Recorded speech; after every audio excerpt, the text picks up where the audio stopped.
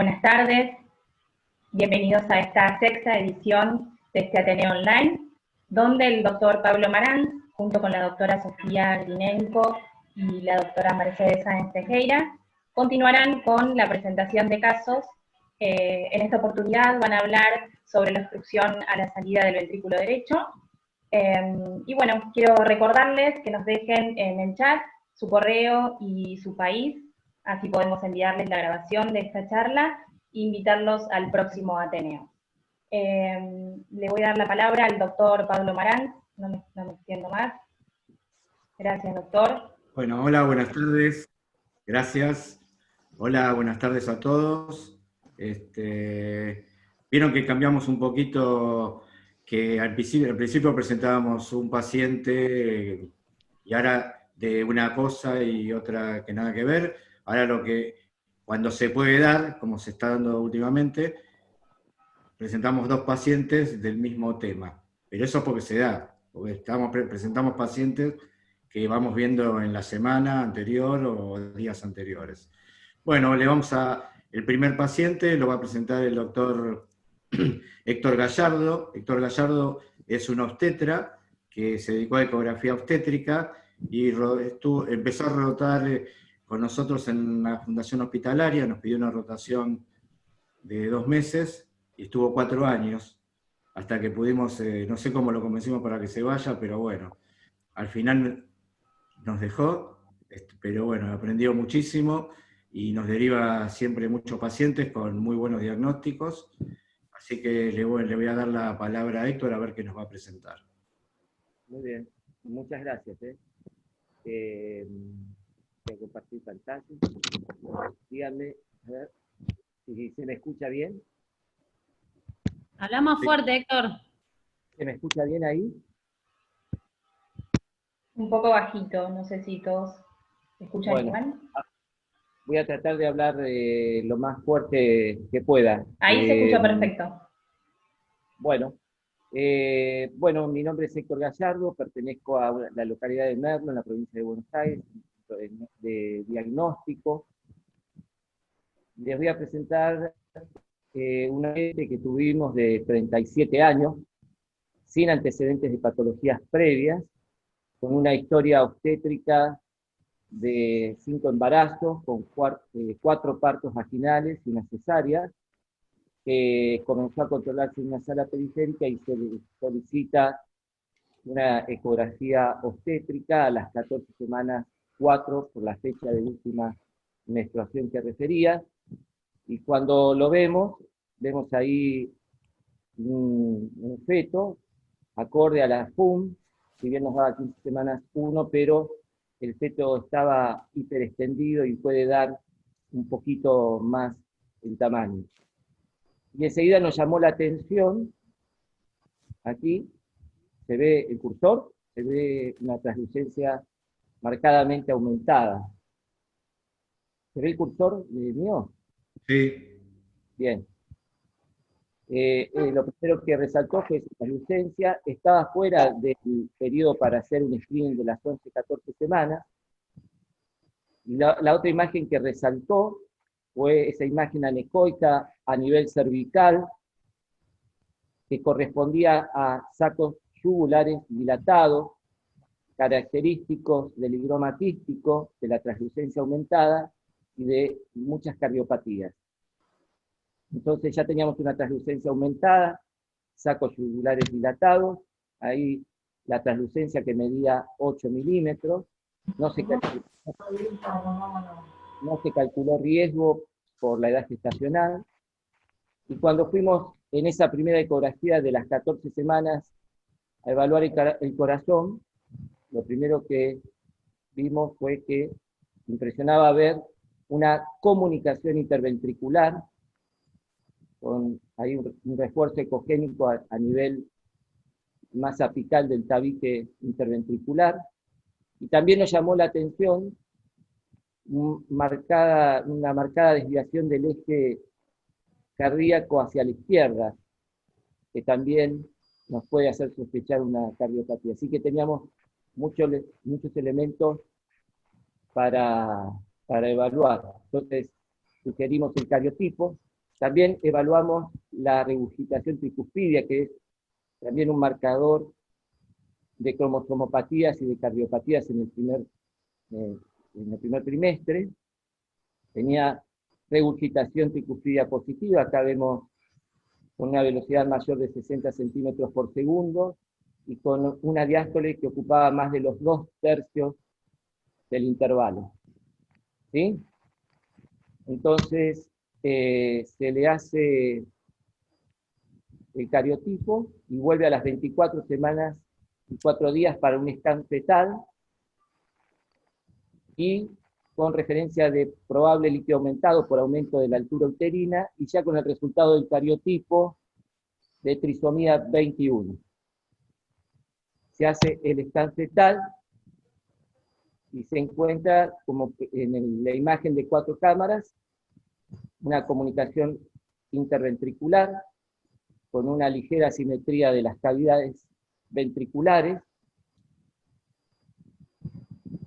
Cuando seguimos evaluando el corazón, vemos el tracto de salida izquierdo, aquí, la aorta, que impresionaba cabalgar sobre ese tabique interventricular.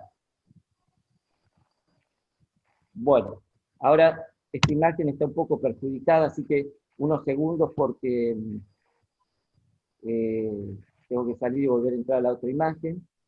Pero bueno, resumiendo, teníamos un embarazo con una trisomía 21 y con una cardiopatía, que hasta ahora lo que estábamos viendo era una comunicación interventricular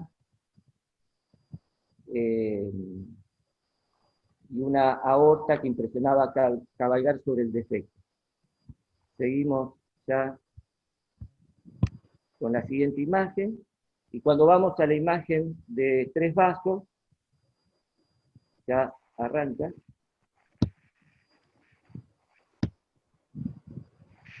Nos llamó la atención que en el tracto de salida derecho había como una dilatación del tronco de la pulmonar y 2 vasos que podían corresponder a las ramas pulmonares dilatadas, ¿sí? Y un anillo pulmonar, a ver si me aparece el cursor ahí. Ahí, Héctor, pareciera que tenés el diagnóstico, ¿no? Sí, pero bueno, le estamos mostrando. Lo otro que nos llamaba la atención es que había un vaso que salía de esta rama pulmonar izquierda, ¿sí? ¿Se ve? Un vaso que parece que se dirigiera a la aorta descendente, ¿sí? Seguimos. Ahí está el color, con un flujo turbulento, un flujo que va y viene, y ese vaso que sale de esa rama pulmonar izquierda. La aorta y la vena cava superior, ¿sí? Un corte de 3 vasos. Aquí vemos también con color el flujo a través de la comunicación. ¿Ahí? El arco ductal, que seguramente ustedes me lo dirán, pero seguramente esto corresponde a probablemente a la rama izquierda de la bifurcación pulmonar, y no al ductus, porque no estábamos viendo el ductus, lo estábamos sospechando por ese vaso que salía de la rama izquierda. Acá es un intento de hacer un corte de eje corto del ventrículo derecho. A ver si puedo manejar el cursor. Se me escucha bien, ¿no?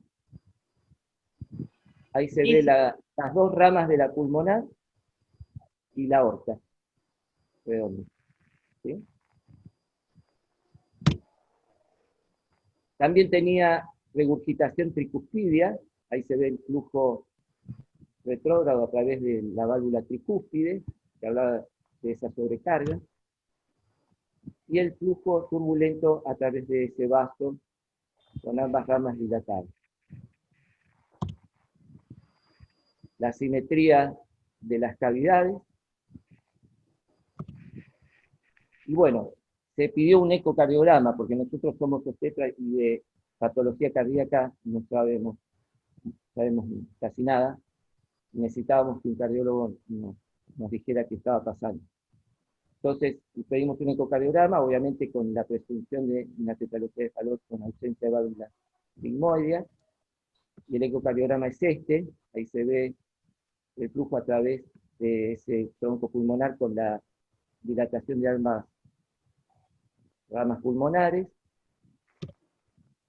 Ahí se ve el cabalgamiento aórtico y la medición que hace del anillo de la válvula aórtica, 7,4. El anillo de la pulmonar, 4,6. Quiero resaltar que estábamos ya en las 32 semanas cuando hicimos el ecocardiograma, ¿sí? El flujo, ¿sí?, ahí de la arteria pulmonar que va y viene, y el flujo anterógrado de la arteria aorta, que ahí estaríamos casi a nivel del callado, corte ascendente.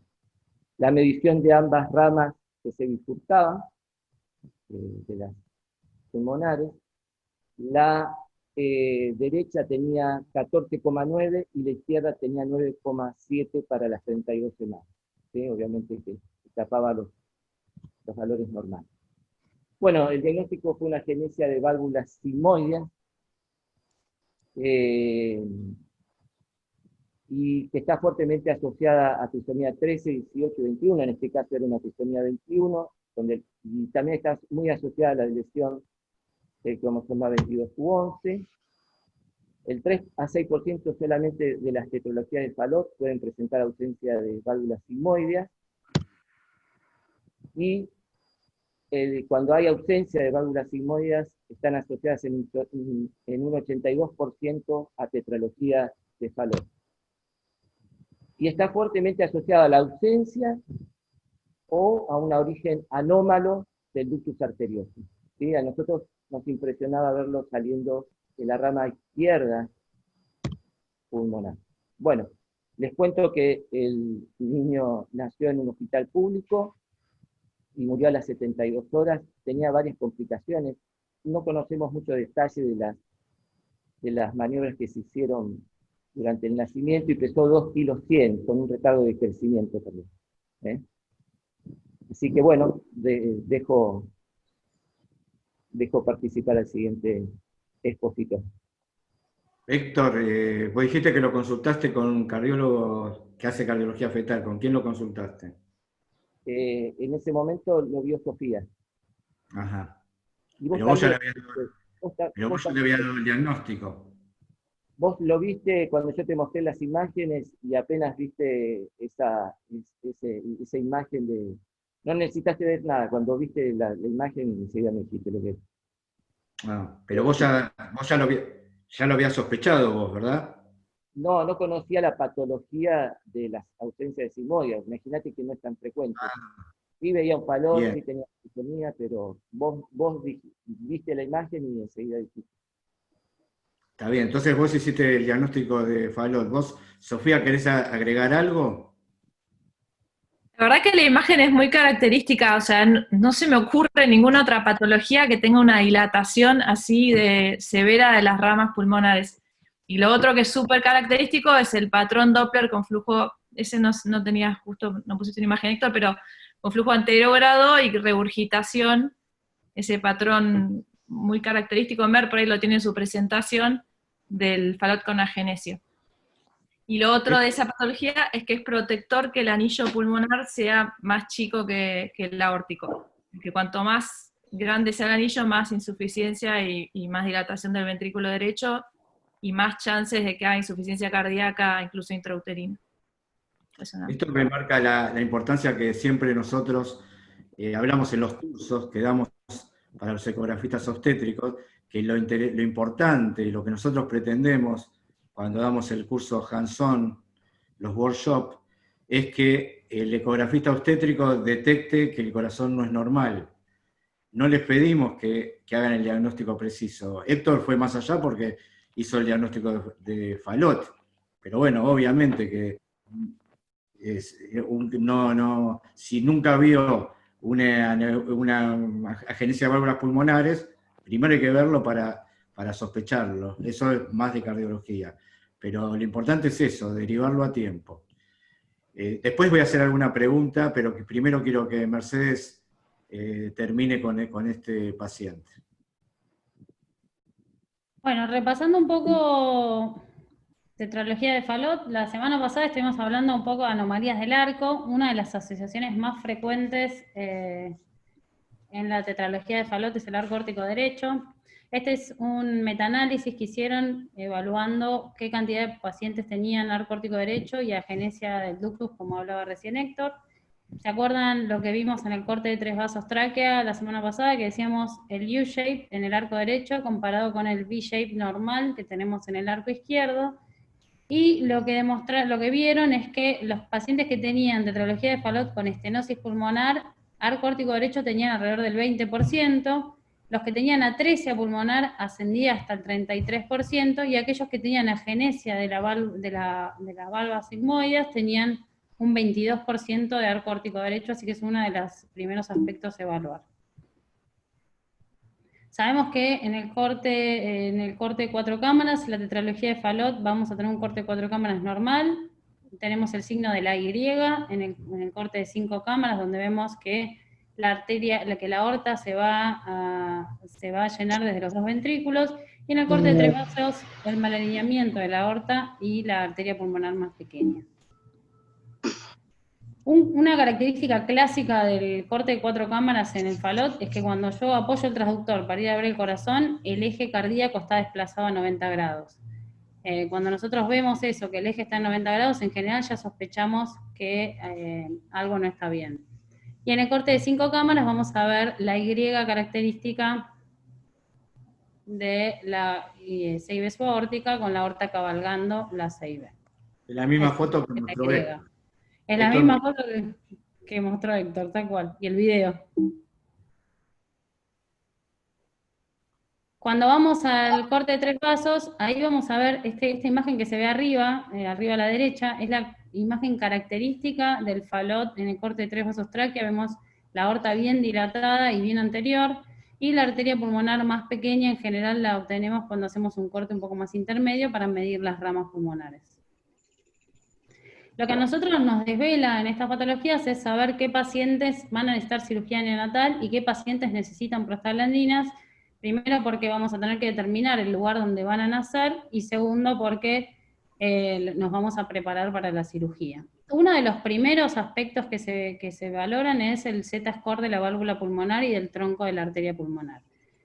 El Z-score menor a 3 tiene una sensibilidad y especificidad de casi del 100% para predecir la necesidad de prostaglandinas y cirugía neonatal. Otro de los aspectos que trataron de evaluar era si el tamaño de la válvula aórtica permitía predecir qué pacientes iban a necesitar, y no les sirvió. El ductus reverso, hablamos de reverso, lo normal sabemos que es derecha-izquierda, hablamos de reverso cuando es de izquierda-derecha, y este fue el mejor factor predictor de cirugía neonatal en este trabajo bastante grande de Pediatric Cardiology. Es interesante que pudieron observar el crecimiento de las ramas y la válvula pulmonar en aquellos que no necesitaron cirugía neonatal, y la dirección del flujo del ductus fue el factor más determinante en cuanto a la necesidad de cirugía o no. Este es un trabajo de Toresky, que está, la verdad que es uno de los más interesantes que encontré, que habla de qué tanto podemos predecir a partir del valor de Z-score de la válvula pulmonar a mitad de la gestación, qué pacientes van a necesitar y que incluso qué tipo de cirugía. Y lo que ellos pusieron como punto de corte es menos 3,5 de Z-score, y lo que vieron es que aquellos pacientes que tenían mayor a menos 3,5 tuvieron menos cianosis previa a la cirugía, no necesitaron cirugía antes del mes, no necesitaron parche transalunar y no tuvieron reintervenciones por estenosis pulmonar residual. Este otro trabajo, que también buscando lo mismo, a ver qué pacientes van a necesitar cirugía neonatal, plantea como factor crítico la presencia del ductus reverso. Y es uno de los factores más importantes a evaluar. Ahora, cuando nosotros evaluamos el Z-score, ¿a partir de qué lo sacamos? Del peso, de la longitud femoral, de la edad gestacional. Este es un trabajo que habla del impacto del crecimiento somático del feto sobre el Z-score de la válvula pulmonar. Y es muy interesante porque primero plantea, si yo uso la longitud femoral, por ejemplo, en el paciente con síndrome de Down, no me va a servir el tamaño del Z-score que estoy utilizando, porque va a tener una longitud femoral menor. Entonces, lo que ellos plantean es que como el mayor pico de crecimiento se va a dar en el último trimestre, ellos lo que plantean es utilizar la superficie corporal igual que hacemos en los recién nacidos. Y en el grupo que tenga alguna anomalía cromosómica, como puede ser un 18 o un síndrome de Down, en ese grupo de pacientes hay que tener más cuidado a la hora de indexar por Z-score. Otro de los trabajos de Cormein, este es uno de los que más pacientes tiene, trató de evaluar las velocidades y los Doppler para evaluar a ver qué pacientes necesitaban o no cirugía neonatal. Lo que ellos plantearon es que la relación entre la velocidad de la pulmonar y la velocidad de la aorta menor a 0,6 fue uno de los factores fundamentales. El Z-score de -3 para la edad gestacional, en este caso, lo plantean como un factor crítico a la hora de ver qué pacientes iban a necesitar cirugía neonatal, y que tiene alta sensibilidad pero menor especificidad. La velocidad en la arteria pulmonar no fue de utilidad, pero como datos característicos interesantes que encuentra este trabajo, plantean el tiempo de aceleración en la arteria pulmonar que está disminuido en los pacientes con tetralogía de Fallot. Lo que ellos ven es que el tiempo de aceleración en todos los pacientes esto comparado contra la población normal, y lo que ven es que la población normal, este grupo de pacientes se aleja de la media de la población normal, con un tiempo de aceleración a pico de la arteria pulmonar bastante más acortado. Ven que la onda es bastante muy acelerada. Otro de los aspectos que valoran es, bueno, nosotros decimos en general que el feto no tiene hipertrofia del ventrículo derecho y que la desarrolla con la obstrucción. Y ellos lo que empezaron a hacer es, bueno, evaluemos igual en todos en qué pacientes vemos que hay hipertrofia ventricular, y notaron que también algunos pacientes se iban de la media, por lo que quizás estos dos aspectos los podemos evaluar en los pacientes y agregarlos como también en la evaluación inicial. No tanto, en cuanto a la arteria pulmonar, no tanto el pico al que llega, sino la velocidad con que llega al pico. Acá tenemos más ejemplos, el corte de 4 cámaras normal. Antes nosotros evaluábamos la presencia de timo a partir de medir la relación entre la relación cardiotímica, y en realidad ahora nos dimos cuenta que lo que tenemos que hacer es evaluar si el timo está presente o no, y es fácil de ver en la ecografía. Acá vemos el signo del Y que veíamos antes, y acá las mediciones de la arteria pulmonar, y después a partir de ahí sacamos el Z-score. Lo que planteábamos antes, el eje en 90 grados, y las mediciones en los distintos cortes. Un dato importante en la trilogía de Fallot con agenesia de sigmoides es lo que decía Héctor de la agenesia de ductus. En este trabajo lo que buscaron es qué cantidad de pacientes tenían agenesia de ductus, y lo que vieron es que los pacientes con agenesia de sigmoides en un 90% está asociado a agenesia de ductus arterioso. Por eso es muy importante este dato. No solamente, nosotros clásicamente lo decimos en cardiología, que en general los pacientes con agenesia de sigmoides no tienen ductus, pero bueno, ellos además lo demostraron que en un porcentaje muy alto no lo tenían. Como mostró Héctor, la imagen clásica de dilatación aneurismática de las ramas es el diagnóstico de Fallot con agenesia. Acá vemos un ejemplo. Si en general pueden tener también estenosis, como decía Sofía hace un ratito. Vemos el tamaño de las ramas.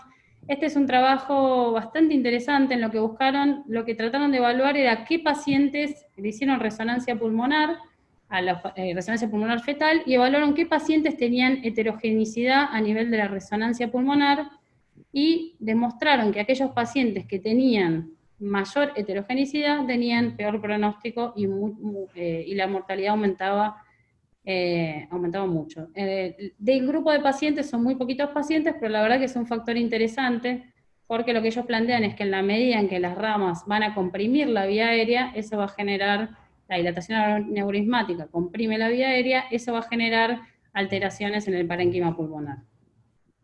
Y quizás para futuro, para nosotros también, en la evaluación de nuestros pacientes, la resonancia pulmonar fetal podría ser una opción. En el recién nacido, lo que nos pasa muchas veces es lo que hablábamos recién, la dilatación aneurismática comprime la vía aérea, por lo que muchos pacientes nacen con dificultad respiratoria bastante importante, por lo que en general lo que hacemos es pronarlos. Tengan en cuenta, como dijimos antes, que estos pacientes en un 90% está asociado a agenesia de ductus, por lo que el uso de prostaglandinas es no tendría mucho sentido. Decía Héctor recién que su paciente tenía además trisomía 21, En este trabajo, en el metaanálisis, evaluaron qué pacientes tenían síndrome genético asociado a la patología y encontraron en agenesia de válvulas sigmoides un 4% tenía 21, un 2.8 tenía 18, un 3.9 13 y un 33% tenía 22 Q11. Por lo que, como siempre sabemos, el 22Q se asocia muy frecuentemente a tetralogía de Fallot. Como conclusión, recordar que tiene fuerte asociación la tetralogía de Fallot con síndromes genéticos y anomalías cromosómicas.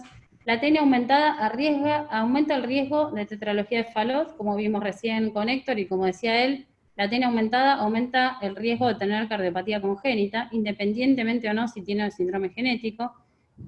El 20% se va a asociar a algún síndrome genético, el 7.2 van a ser sindrómicos, el 2.1 va a ser anomalías múltiples no clasificadas, y se puede asociar a velocardiofacial como es el George, el 21, el 18, el 13, a la GIL, a síndrome de Church y al Kabuki. Se reporta que solo el 60% de los niños con Fallot van a tener cardiopatía aislada, por eso tenemos que, ante el hallazgo, reevaluar los estudios del primer trimestre, sugerir estudios genéticos, cromosómicos, FISH, evaluar el tamaño de la arteria pulmonar y el flujo del ductus para definir la necesidad de cirugía neonatal, y de acuerdo al Z-score de la válvula, definir el nacimiento en el lugar de origen o un centro con cirugía cardiovascular, y para eso es importante tener el peso y el crecimiento acorde para alejarnos de los síndromes genéticos.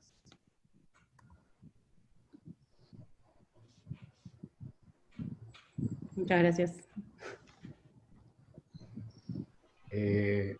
Mercedes, Sofía, no sé si le quiera decir. Quiere decir que en esta patología no se aplica lo del ductus reverso para saber si necesitas la cirugía urgente, porque la mayoría no tiene ductus.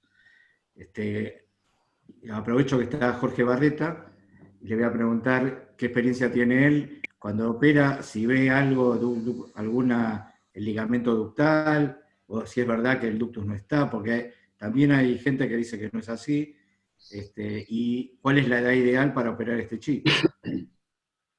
¿Qué tal? Buenas noches a todos.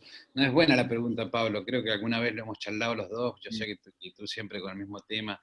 Yo te lo comenté, se lo comento a todos. Yo he operado, no sé, debo haber operado cerca de 70, 80 chicos con agenesia de sigmoides pulmonares. En ningún caso encontré nunca un ligamento ductal, nunca, nunca. Por lo cual a mí es una patología que cuando tiene diagnóstico prenatal me pone en alerta, y me parece que los cardiólogos tendrían que tener el mismo tema. ¿Por qué en alerta? Porque como no tenés ductus, no tenés cómo dar fuente de flujo en una neonatología, aunque tengas la prostaglandina y tengas todos armados, es muy difícil rescatar el paciente hipóxico, es muy difícil. Y en segundo lugar, el paciente con Fallot con agenesia suele tener muy poco infundíbulo y muy poco músculo, no tiene un componente infundibular muscular que responde a un beta bloqueante o alguna relajación muscular. El primer lugar de obstrucción en el Fallot con agenesia es el tamaño del anillo. El Z-score del anillo en Fallot con agenesia siempre está por debajo de la media. Y en tercer lugar, la hipertensión pulmonar del recién nacido es muy mal tolerado. En pacientes con anillo chico y con hipertensión pulmonar, el flujo pulmonar efectivo es muy bajo, por lo cual son neonatologías que tienen que estar muy bien o contar con óxido nítrico a veces para poder sacar adelante el paciente. Eso es un poco un comentario general en función de lo que creo que hay que tener presente cuando uno tiene estos signos de alarma en el eco fetal. Quizás la ausencia del ductus es la que produce la dilatación de las ramas, pero en realidad no se sabe, ¿no es cierto? No, una de las hipótesis que hay es que hay una hipertensión. El ductus descarga en el feto desde la aorta, desde la pulmón a la aorta, usted sabe mejor que yo. El hecho de no tener ductus se dice que la hiperpresión que hay en la arteria pulmonar genera una dilatación aneurismática de la rama, al tener colapso de la vía aérea. En segundo lugar, hay hipótesis que hablan de una endarteritis pulmonar, tampoco, qué sé yo, uno lo lee, pero no está.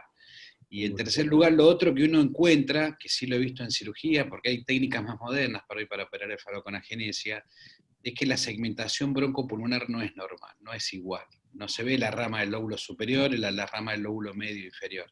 Es como una gran rama de la cual le salen como un colador un montón de ramas que a su vez tienen dilataciones saculares que acompañan a la segmentación bronquial. Entonces el Fallot con agenesia tiene otro problema, que es tener el compromiso respiratorio.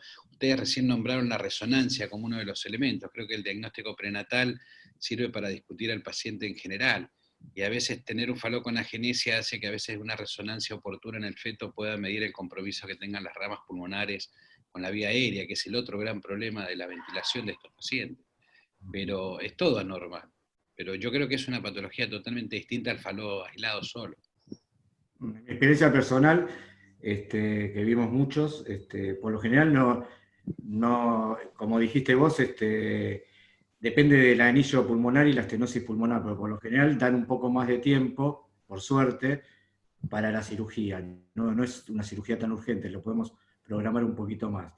Ahora, no sé, ¿está Nati Napoli? Natalia, ¿estás por ahí? Sí, estoy. No, sí, te preguntaría, si no un chico que viene hipóxico, así, cianótico, y no nos sirven las prostaglandinas, ¿cómo lo manejaríamos? Habitualmente la principal causa de hipoxia y de estar cianótico de un falot con agenesia es el compromiso respiratorio. Es raro que sea por hipoflujo pulmonar, que tenga tanta estenosis. Si esa es la causa, no queda otra que operarlo y darle flujo pulmonar, pero generalmente el compromiso es respiratorio y es un poco esto que decía Mere, hay que estar muy atentos a eso. Una de las cosas que más funciona es ventilarlo pronado al paciente, cuando tiene que estar ventilado, y ventilarlo pronado hace que las ramas pulmonares caigan hacia adelante y no compriman la vía aérea, y eso permite que tengan una mejor ventilación. Y cuando tienen tanto compromiso respiratorio, son los que se operan tempranamente, si no, generalmente se operan más grandes. Muy bien, perfecto. Bueno, Héctor, muchas gracias, muy buenas imágenes, te felicitamos, y los aliento a todos, a los que no se animan a mandar su caso cuando tienen un caso lindo o difícil, que lo manden y lo evaluamos y se presenta acá y se discuten, incluso aunque no esté resuelto, para ayudarlos a seguir la evolución del paciente. Pasaríamos entonces ahora al segundo caso, que lo va a presentar la doctora Antonella Córdoba, que es de nuestro equipo. Así como dije el otro día, es la más chica del equipo de Ecofetal. Así que, Anto, bienvenida. Hola, buenas noches. Comparto pantalla.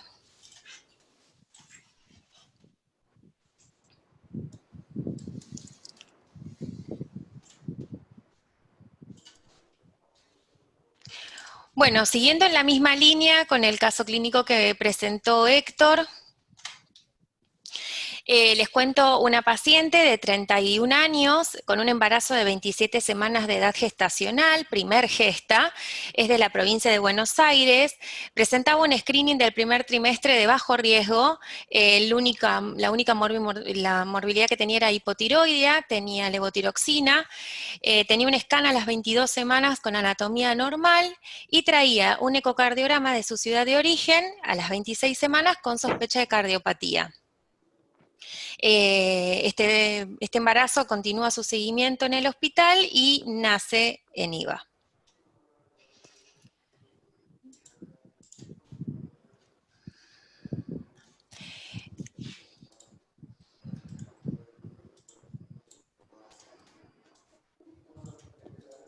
Bien, bueno, acá lo que tenemos es un corte de 4 cámaras, esto es izquierdo, esto es derecho, esto es anterior, esto es posterior. Lo que podemos ver en este corte de 4 cámaras son 2 ventrículos balanceados, de dimensión conservada. Cuando uno se anterioriza buscando la salida de la aorta, vemos cómo la aorta o la válvula aórtica cabalga sobre un defecto interventricular. Cuando le ponemos color, confirmamos este defecto con un cortocircuito bidireccional, y en este video de aquí abajo, lo mismo, vemos los 2 ventrículos con una válvula aórtica que cabalga el defecto interventricular, el signo de la Y que hablábamos hace un ratito. Cuando fuimos a buscar el corte de 3 vasos, acá recordamos cuál es el 3 vasos normal, pulmonar, aorta, cava. Siempre que ponemos color, vemos que ambos vasos tienen que tener el mismo color hacia la columna, V-shape. Ahí está la tráquea, y cuando nos fijamos cómo era el 3 vasos de este paciente, veíamos la cava y este vaso dilatado que nunca se bifurcaba, por lo cual la sospecha era que es la aorta. Cuando a ese, cuando a ese corte le ponemos color, vemos que la aorta tiene flujo anterógrado en rojo conservado y a su lado la pulmonar con flujo reverso.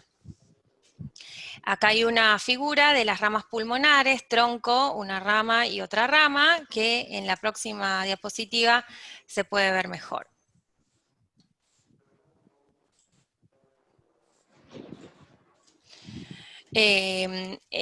Ahí se ve el tronco de la arteria pulmonar y cómo se bifurcan. A ver si... Ahí está, la bifurcación. Igual acá se les dejé frenado el video porque para que lo puedan ver bien, el tronco de la arteria pulmonar y ambas ramas, se ven que las ramas son confluentes. Y en este video de acá abajo lo que se puede ver es un corte sagital, el arco aórtico con flujo anterógrado conservado en azul, y en el VIDI aparece esta estructura, una colateral, que tiene flujo reverso, como si fuera un ductus, que busca las ramas pulmonares para poder irrigarlas. Hasta acá a nosotros nos parecía que este paciente tenía una atresia pulmonar con CIB y esta colateral que nos parecía tipo ductus. El bebé nace en el hospital, se confirma el diagnóstico. En este eje largo del ventrículo izquierdo se ven 2 ventrículos de buen tamaño, con contractilidad conservada. Cuando le poníamos color podíamos ver el defecto interventricular y cómo la aorta cabalgaba el defecto. Cuando fuimos a evaluar el arco aórtico, volvemos a ver esta estructura saliendo del arco transverso que se veía en el prenatal, que cuando le poníamos color veíamos cómo esta colateral buscaba irrigar las ramas.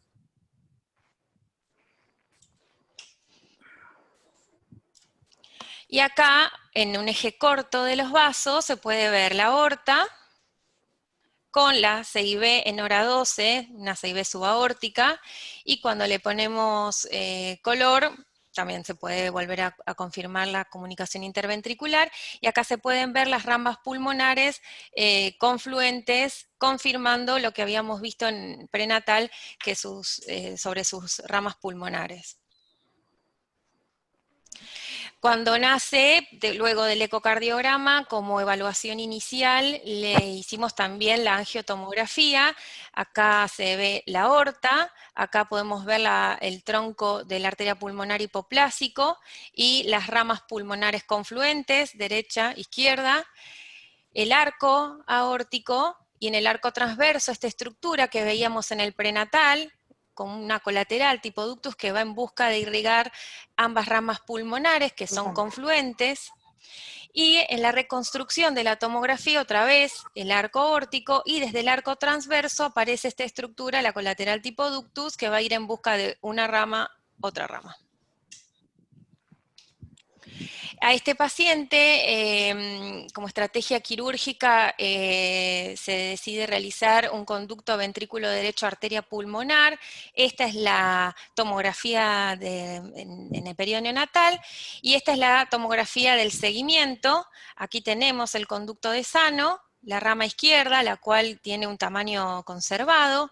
En un corte sagital en la tomografía se puede ver el sano en toda su extensión para evaluar que no haya estenosis, su unión con las ramas. Y acá, en este corte, en la reconstrucción de la tomografía, se puede ver el conducto BDAP saliendo del ventrículo derecho hacia las ramas pulmonares, también evaluando su anatomía y descartando que no haya ninguna complicación en el conducto BDAP.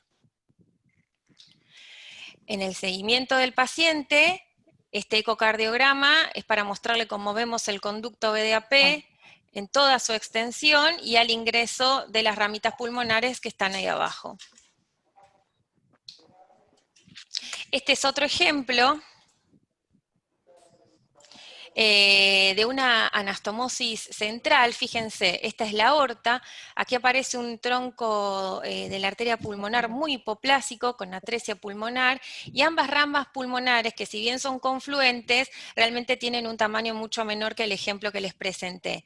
En este caso, la estrategia terapéutica quirúrgica que se le ofreció al paciente fue una anastomosis central, teniendo en cuenta estas ramas pulmonares tan pequeñas. Acá pueden ver la aorta dilatada. Recuerden que la aorta es el vaso que tiene todo el flujo, ya que se encuentra cabalgando la comunicación interventricular, son vasos dilatados. Acá se puede ver la comunicación, la anastomosis, central, hacia las ramas pulmonares, que fíjense cómo pueden aumentar sus tamaños las ramas pulmonares nativas si se les da un flujo que colabore en el desarrollo, en su potencial de crecimiento. Hay varios estudios. Nosotros la verdad que la angiotomografía cardíaca la utilizamos muchísimo, tanto en la evaluación inicial como en el seguimiento. Hay mucha bibliografía que habla sobre la importancia de la tomografía y cuánto sirve. Inclusive también hay estudios que comparan la angiotomografía cardíaca con la hemodinamia, diciendo que por lo menos en lo que respecta a lo anatómico tienen la misma eficacia, y teniendo en cuenta que la angiotomografía tiene menos tiempo de anestesia, menos irradiación y es menos invasiva. Otro ejemplo, aorta acá, tronco de la arteria pulmonar hipoplásico, ambas ramas que si bien son confluentes son muy pequeñas. Con flecha están cómo se pueden evaluar todas las colaterales, o sea, sirve la angiotomografía cardíaca también para saber desde dónde sale una colateral, hasta dónde llega, si tiene estenosis o no. A este paciente también se le ofrece una anastomosis central como estrategia quirúrgica, y fíjense cómo se logra el crecimiento de las ramas pulmonares que originalmente tenían este tamaño. Esto es aorta ascendente, ahí está saliendo la anastomosis central, y en otra perspectiva lo mismo, ahí está saliendo la anastomosis central uniéndose a la rama pulmonar. Algunos datos importantes de la atresia pulmonar con CIB. Es el 2% de todas las cardiopatías congénitas, y es un amplio espectro en lo que sería en un extremo la tetralogía de Fallot, paciente rosado con buena anatomía, y en el otro extremo la atresia pulmonar con CIB y múltiples colaterales. MAPCAS son colaterales aortos pulmonares. Siempre tener en cuenta que en las patologías conotruncales, la diabetes materna, sobre todo la insulinodependencia, tiene un factor muy importante, fenilcetonuria, y ácido retinoico y trimetadiona como teratogénicos. En esta figura lo que podemos ver es una clasificación de la atresia pulmonar con CIB y colaterales. En el grupo 1 uno puede ver el tronco de la arteria pulmonar hipoplásico, ambas ramas confluentes, y como en el caso que les mostré, esta colateral tipo ductus saliendo del arco transverso.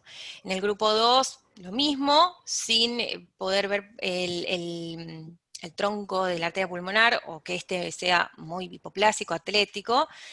En el grupo 3 lo que se puede evaluar es que si bien hay ramas confluentes, ya empieza a haber desarrollo de colaterales aortopulmonares que principalmente salen desde la aorta descendente hacia ambos campos pulmonares. Y en el grupo 4, donde no se pueden ver ramas pulmonares confluentes, sino que están desconectadas, y la circulación de ambos pulmones depende casi por completo de la circulación colateral.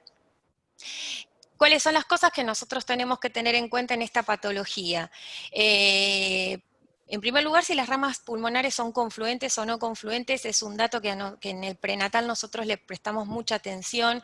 Si la anatomía es compleja, evaluar las ramas no es fácil, nos lleva mucho tiempo, a veces recitamos a los pacientes varias veces, y nos ha pasado alguna vez que ha nacido el paciente y nos habíamos quedado con la duda de si las ramas realmente estaban confluentes o no. Pero si podemos chequear esta información, es muy importante saber para saber qué tipos de ramas tiene el paciente al nacimiento. La circulación pulmonar unifocal o multifocal hace referencia a qué tipo de circulación tiene algún segmento del pulmón. Si está irrigado solamente por una colateral aortopulmonar, en ese caso es unifocal, o si está irrigado por una colateral y también por ramas pulmonares nativas, multifocal. Siempre tener en cuenta que las colaterales tienen una historia natural, una evolución natural a la estenosis, más del 60% de las colaterales se estenosan o se trombosan, o aún estando permeables no tienen la misma capacidad de crecimiento que una rama pulmonar nativa. Cuando nosotros tenemos este tipo de ductus, que está permeable, que es de buen diámetro, habitualmente en más del 80% de los casos se relaciona con ramas pulmonares confluentes. Y siempre tener en cuenta que a mayor complejidad en su anatomía y más colaterales aortopulmonares, siempre tenemos que pensar que adentro del pulmón también hay anomalía en la arborización. Teniendo en cuenta entonces esta clasificación, se me ocurrió dividir a nuestros pacientes en 3 grupos. Tenemos 17 pacientes con atresia pulmonar con CIB entre el 2015 y el 2020, y los dividí en aquellos que tenían colateral tipo ductus, que son 6. De estos 6 a 4 se le ofreció conducto BDAP, de los cuales 3 estarán corregidos y 1 se realizó recambio del conducto. A un paciente se le ofreció anastomosis central, que está en seguimiento, y un paciente que tenía muy buena anatomía desde su inicio, que se corrigió en el primer stage. En el segundo grupo tenemos aquellos pacientes que tienen hasta 2 colaterales. En este grupo tenemos 2, más una paciente que, nació en el hospital con diagnóstico prenatal. Como tenía estas colaterales y se fue de alta, se le ofrece, por supuesto, un seguimiento estricto, perdemos el seguimiento de la paciente, vuelve a los 6 meses con mucha insuficiencia cardíaca, con muchas colaterales, se le ofrece una estrategia quirúrgica, pero fallece en el posquirúrgico a causa de un sangrado refractario pulmonar. De estos 2 pacientes que quedan en este grupo, un paciente tiene conducto BDAP, el cual se recambió hace poco, y un paciente tiene anastomosis central que se corrigió en su evolución. Y en el tercer grupo, en donde las colaterales son más de 2, donde uno piensa que la anatomía es más compleja, tenemos 8 pacientes, una anastomosis sistémico pulmonar que requirió embolizar colaterales y en su evolución se corrigió, un paciente con parche transanular que también requirió embolizar colaterales y en su evolución se corrigió, y 6 pacientes a los que se le ofreció anastomosis central, 2 de los cuales requirieron embolizar colaterales. De estos 6, en este momento 4 están corregidos y 2 están en seguimiento.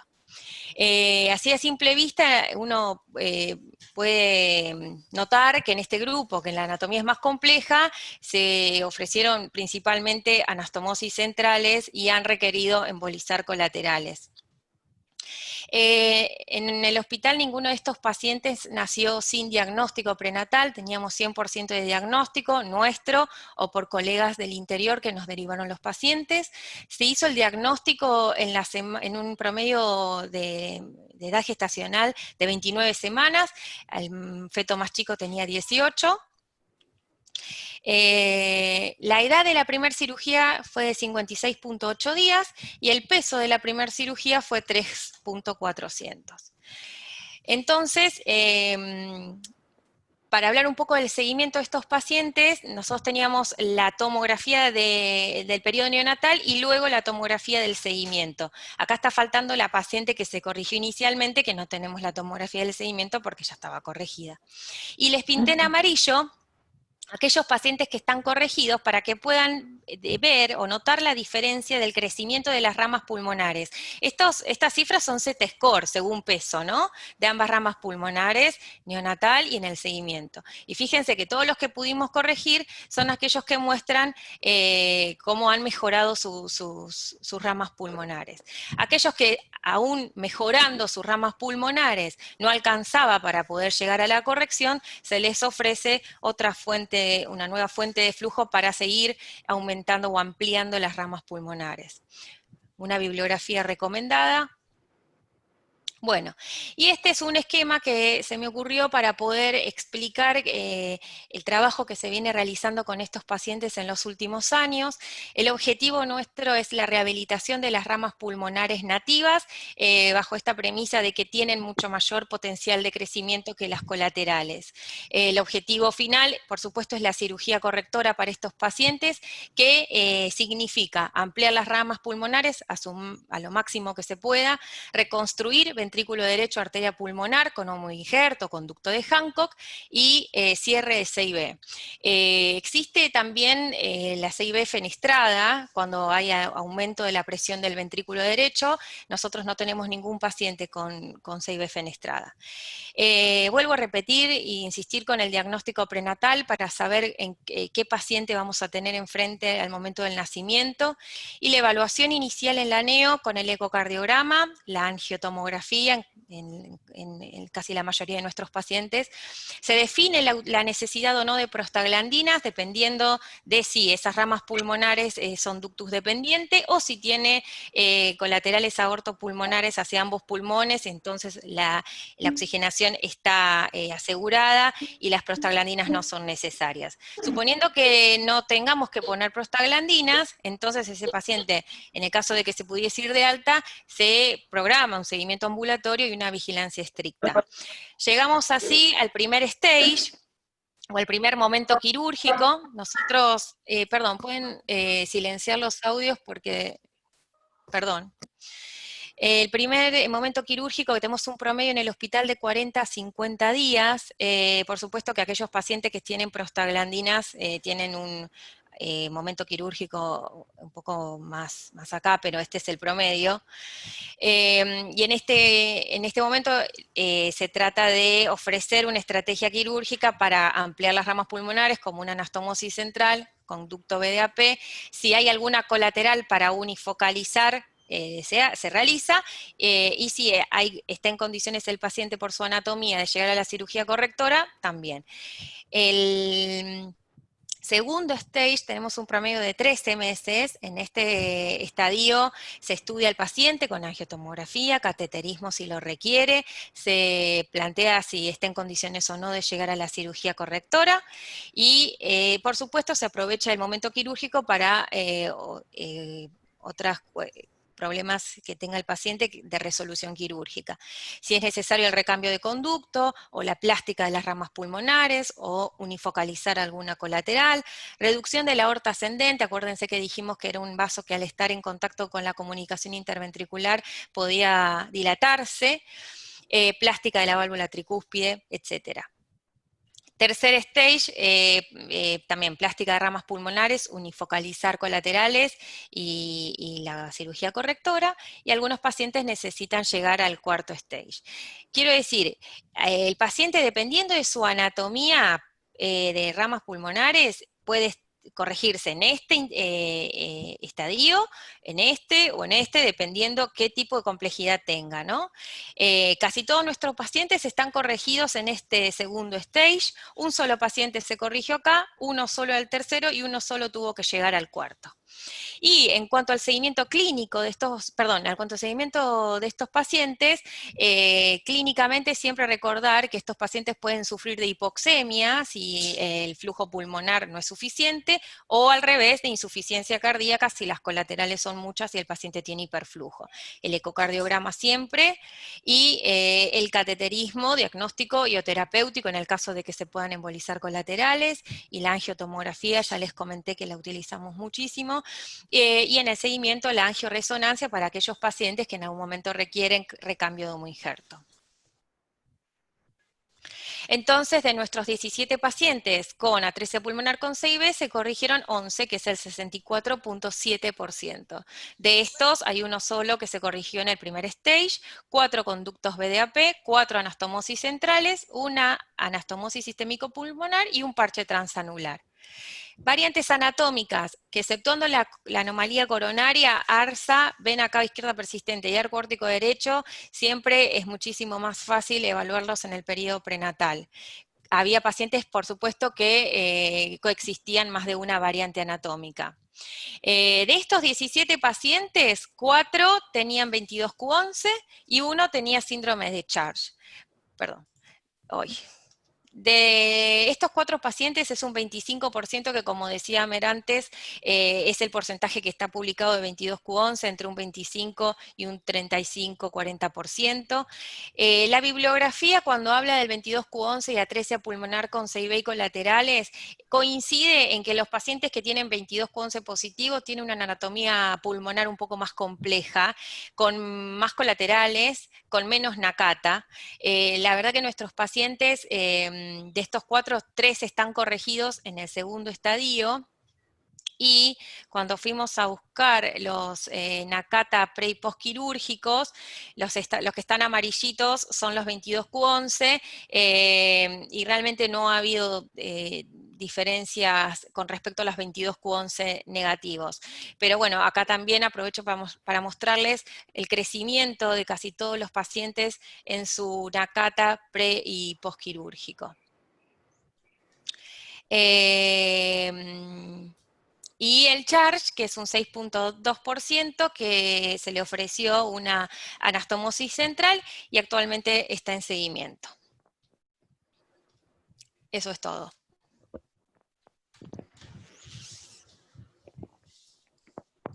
Bueno, gracias Antonella, muy buena exposición. Les quiero comunicar a los que hacen ecografistas obstétricos que no son cardiólogos, que no se asusten.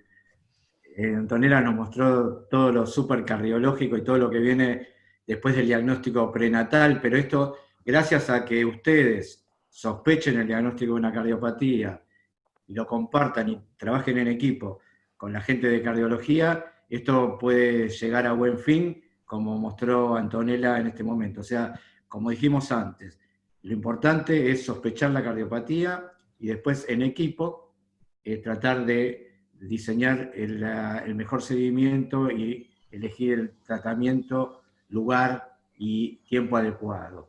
No sé, Paulo, si querés decir algo de tu experiencia, comunicar algo. Paulo creo que estaba entre los... siempre muestra unas imágenes muy buenas de las tetralogía de Fallot con agencia de válvulas pulmonares, con el Power Angio y todo eso. ¿Querés comentar algo? Si es que estás. Bueno,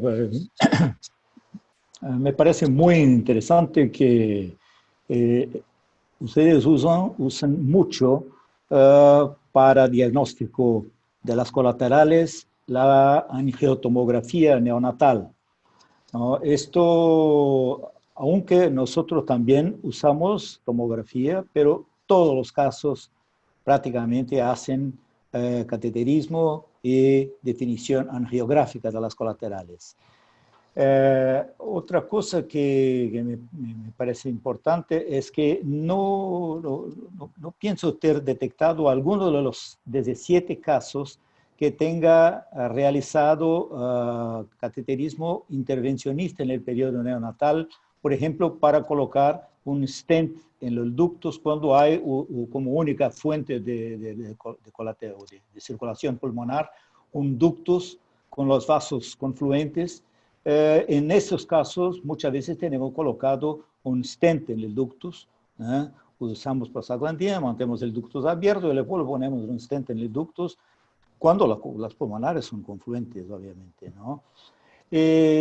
No tenemos también esta conducta que me parece bien interesante de colocar un sano, de utilizar un sano con un conducto con flujo anterógrado del ventrículo derecho a las pulmonares, hasta precozmente, debido a algunos casos con menos de un año están haciendo esto.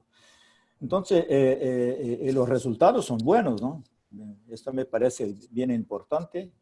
Realmente fue muy interesante de oírlos. Gracias, Paulo. Nati. Sí.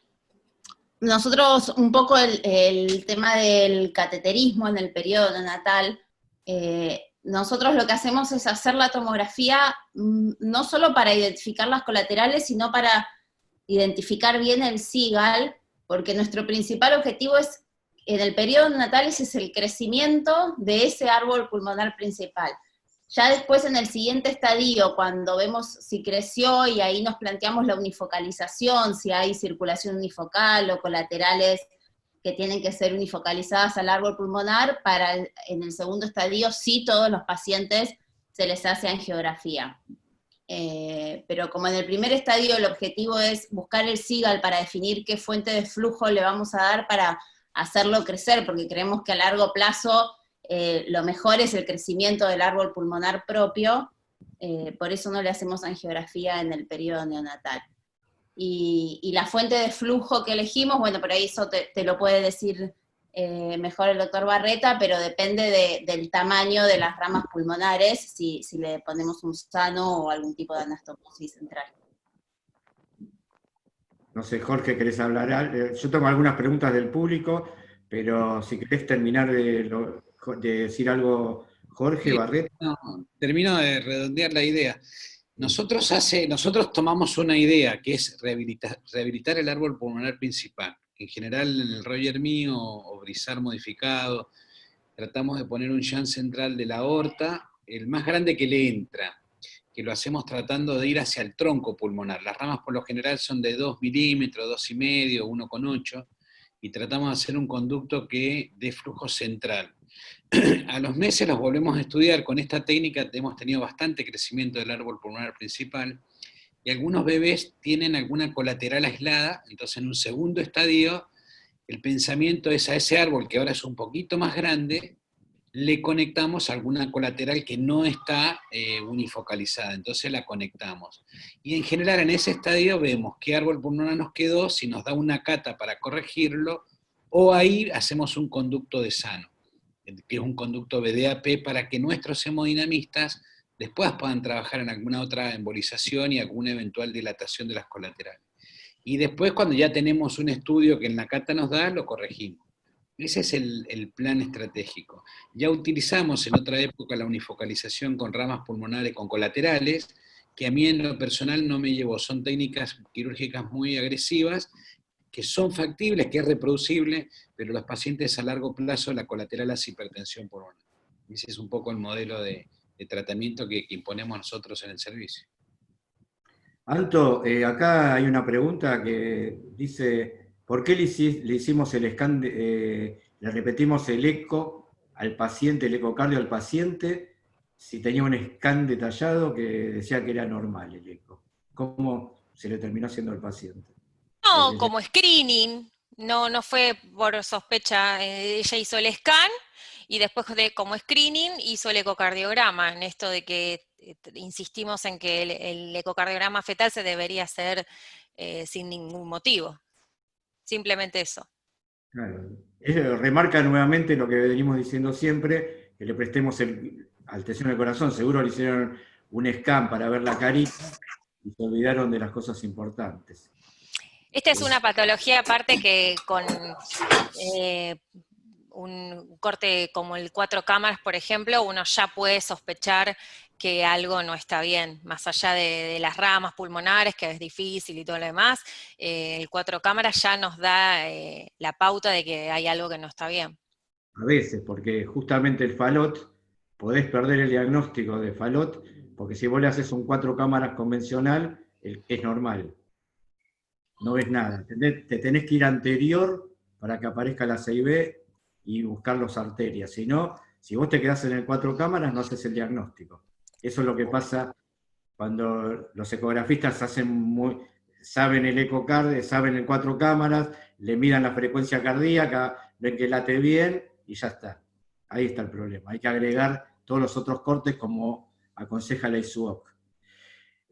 Hay una pregunta para vos, Héctor, no sé si todavía estás, que dice, ¿por qué no lo operaron al chico? A tu paciente. Yo ya sé por qué, porque más o menos lo dijiste, pero te lo preguntan específicamente. ¿Por qué no intentaron una cirugía? Bueno, no es... nació en un hospital público donde ni siquiera hay cardiólogo. Cuando lo ve el cardiólogo pasaron 3 o 4 días y además tenía un retardo de crecimiento, el chiquito nació con complicaciones, no llegó ni a verlo un cardiólogo.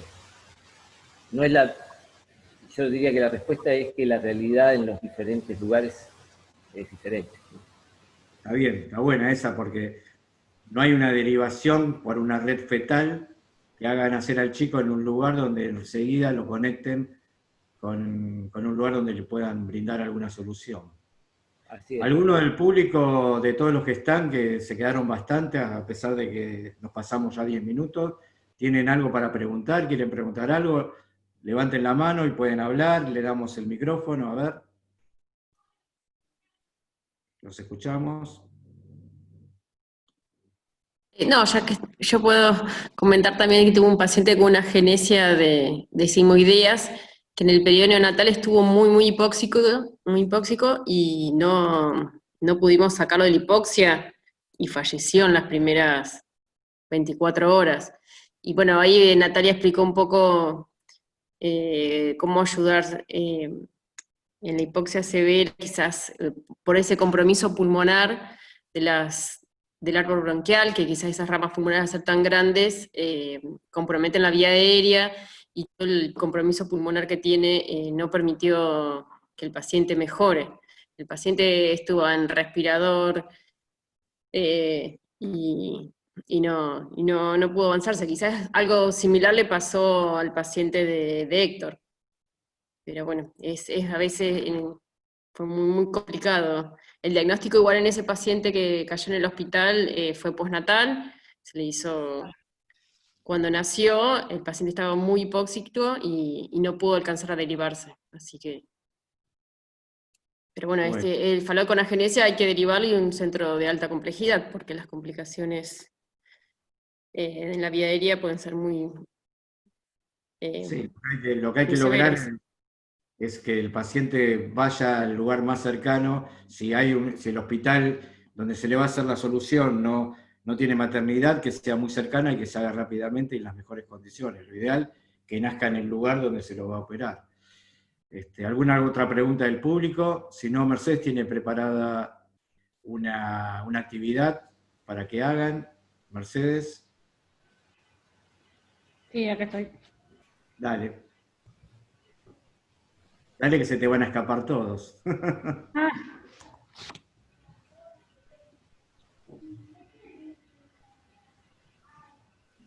Mercedes preparó unas preguntas para que contesten y se puede votar. Bueno, acá en el siguiente corte de 4 cámaras.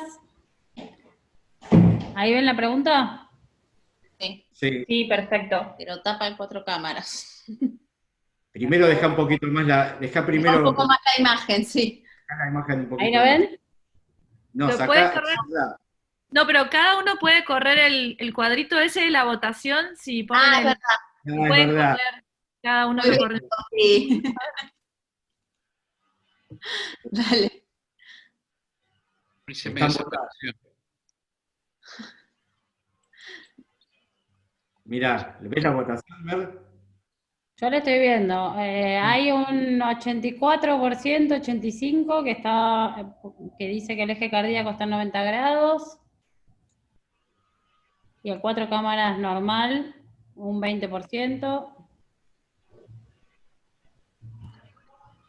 Bueno, ahí votó el 30% de todos. ¿Cerramos ahí? Sí. ¿Y qué decís? Bueno, el 90%, el 72% dijo que el eje cardíaco está en 90 grados, sospecha cardiopatía congénita, y eso es una de las características que lo que decíamos durante la charla, que tener el eje cardíaco en 90 grados tiene que hacer pensar en que el paciente puede tener una cardiopatía congénita. Muy pará, déjame ¿El resultado lo pueden ver? Sí, ahí se ve perfecto. Ahí les compartí el resultado de la votación. Sí, déjame un cachitito. Acá es lo que yo les decía. Este es el corte de 4 cámaras. ¿Ven mi flechita?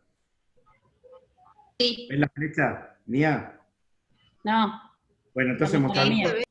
Ahí ven el corte de 4 cámaras, y uno, la verdad, que este corte de 4 cámaras, salvo el eje que nos hace sospechar, fíjense que no se ve la 6B en este corte.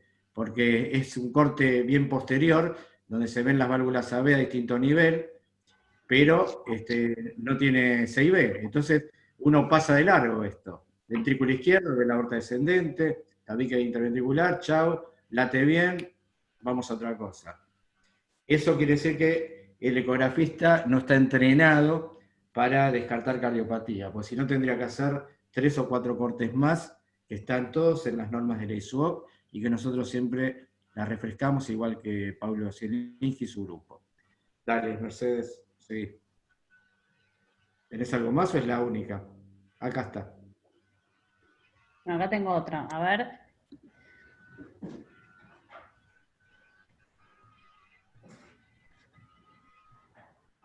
Ayelen, Sí. para pasar a la pregunta 2. Ahí la comparto. Dale, Ahí está. ahí estamos. Pueden correr el cuadrito. Para la derecha, pueden votar.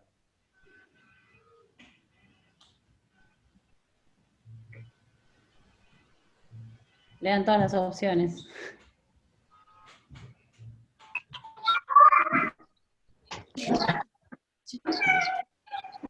Fácil. Me pego yo. Bien, la pegó el cirujano, muy bien.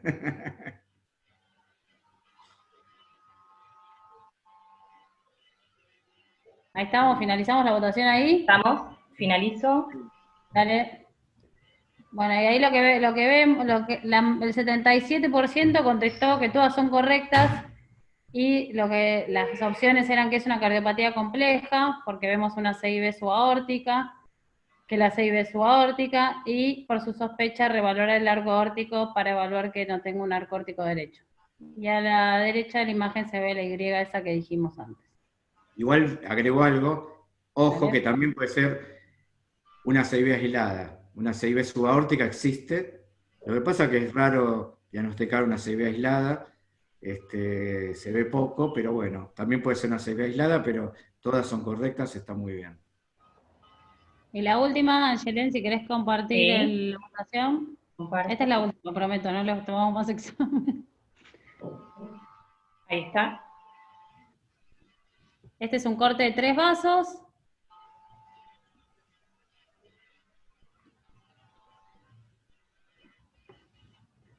Las opciones son flujo reverso en la aorta, flujo reverso en la arteria pulmonar, aorta hipoplásica, arteria pulmonar hipoplásica.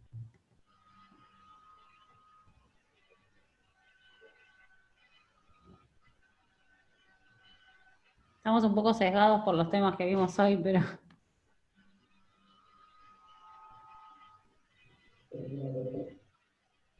Cuando quiera finalizamos, creo que ya estaríamos, ¿no? Dale, cerramos ahí, entonces. Ahí está, compartir resultados. Perfecto, es un corte de 3 vasos en donde vemos flujo reverso en la arteria pulmonar y se ven las ramas pulmonares de 3,5 milímetros. Y en el corte de la derecha se ven las ramas que son hipoplásicas. Muy bien. Muy Así bueno, que- Mercedes. Muy bueno el ejercicio, de Mercedes. Y a Yelén, que trabajaron con Mercedes en hacer esta actividad, que la vamos a ir incorporando ahora en los próximos Ateneos. Sí, seguro. Bueno, ¿alguien quiere decir algo más? Mercedes, Sofía, Nati. ¿O está? ¿Qué pasa? Vamos bien. No, para Bueno. la semana que viene tenemos ya los temas armados, que probablemente vamos a hablar de divertículos versus aneurismas. Van Para a dentro de 15 presentar, días. dentro de 15 días va a presentar de Río Negro y también del Hospital Fernández un aneurisma y un divertículo, y vamos a discutir un poco los casos. Muy bien, muchas gracias a todos y nos vemos en 15 días. Chao. Bueno, gracias doctor. Agradecerle también a su equipo. No quiero dejar de comentarles que siempre nos agradecen cuando terminamos los Ateneos por los excelentes casos y por las presentaciones también. Así que gracias a todos los participantes que nos acompañan en cada Ateneo. Y dejo el canal unos minutitos abiertos para que nos dejen sus datos y los dejo con un videito. Gracias por todo. Un saludo, hasta la próxima. Chao. Gracias. Gracias.